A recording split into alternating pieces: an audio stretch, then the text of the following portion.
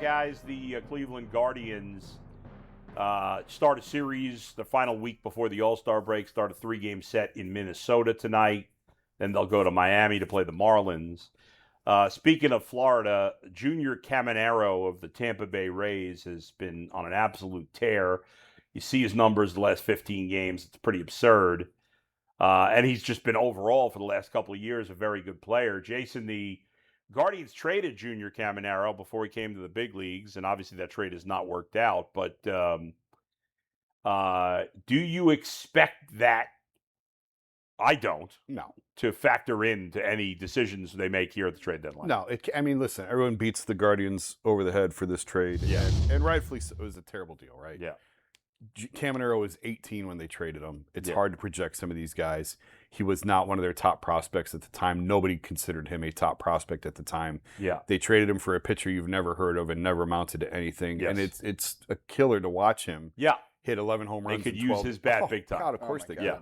But how many times? Like, they've also pulled that on other teams as well. Like, Corey Kluber was a nothing when they acquired him and turned him into a multiple-time Cy Young winner. And then they traded him for Clase. For Clase, who was great until he started throwing games. Yeah. So this organization has way more hits than misses. Yes. Every team has misses. Who was it? The Dodgers traded Yordan Alvarez. You think they'd like to have him back? That's right. Like, every organization can have these trades of these guys who bloom into these superstars, and you look back on it 4 or 5 years later and go, man, that was a miss. They don't have very many. The reason you keep talking about the Caminero trade is because it's the only one. They don't have any others that they've really missed on that badly that I can you look think at of. all the other young guys they've traded in recent years. What have they done? Will Benson just got DFA'd by Cincinnati. Yeah. Obviously, Nolan Jones has gone DFA'd and gotten back and forth.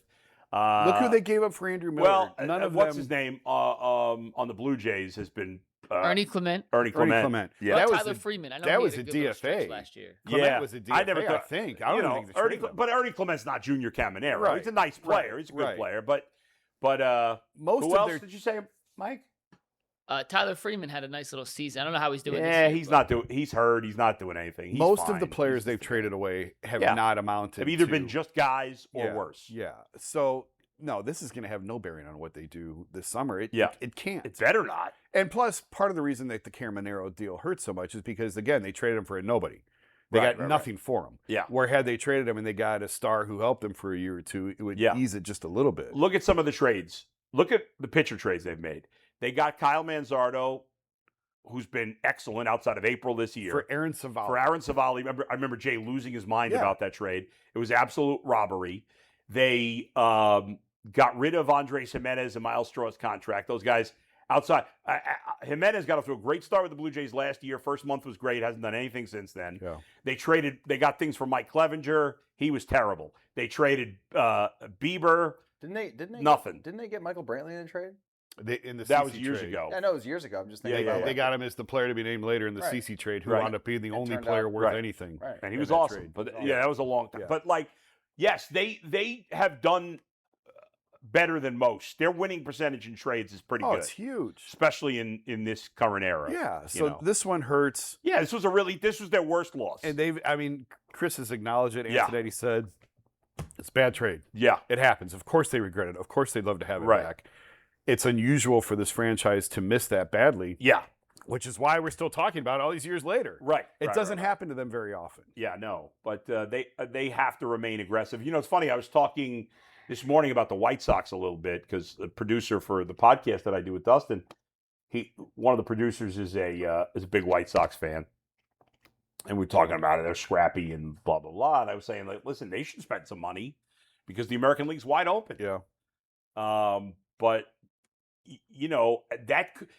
it's going to be interesting in the American League because only the Yankees and Rays are more than 5 games over 500, and the Yankees aren't playing particularly good baseball either. The Rays, who are the only team playing really well in the American League, they don't spend. You have the Yankees who do spend, and then everybody else is mediocre or worse. So I don't know it's going to be weird. How many buyers are there going to be in the American League? All the buyers are in the National League. Yeah. So the disparity between the leagues, which is probably bigger than it's ever been.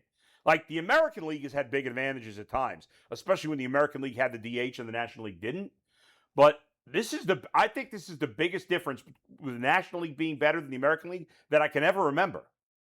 Can I see this before we wrap up here? You only have to win. You only have to win one Well, series. that's true. That's it. Yeah. Win one series. Of their top prospects, do you think one of these guys gets traded at deadline? None of these guys? Multiple? How do you see this kind of playing out for the Guardians as they approach the deadline with the uncertainty of the American League? It's impossible to answer that unless I knew. I think Velasquez is unlikely to get traded unless they're getting a superstar. Velasquez is the only one on that list that I would say will not be traded. Anybody else would not surprise me. Yeah. Velasquez would only get traded if they really went big game hunting. Right. For Yordan Alvarez, then you'd have to give up Velasquez. If you went out for one of like an absolute superstar, a Byron Buxton, a Mike Trout, something like that, you got to probably give up Velasquez. But they're probably not going to get a player like that, which means, but anybody else, none of their other prospects are like, oh my God, this guy can't miss. Doesn't mean they won't. Right. But do you have the 7 through 10 on that, or is that it, just those top names? I can pull it up real quick. Hold on. That's fine. I was just curious. Like, I don't know where that list came from. If that's MLB, that was MLB.com. MLB. Yeah. Was that the mid-season one, or is that still from before the season? That was updated 2 weeks ago. Yeah. Oh, yeah, it had to be. Because Cal otherwise- Stevens not on there. He had Tommy, who they got for Bieber. Now he's out with Tommy John. Yeah. The rest of their top 10 real quick. Joey Oki, 7. Junior Caminero, an 18-year-old outfielder, 8. He's having a big year in A-ball. Jason Churio, 9. And Welbin Francisca, 10. Yeah, any of those. Like any of those guys could be traded. Yeah.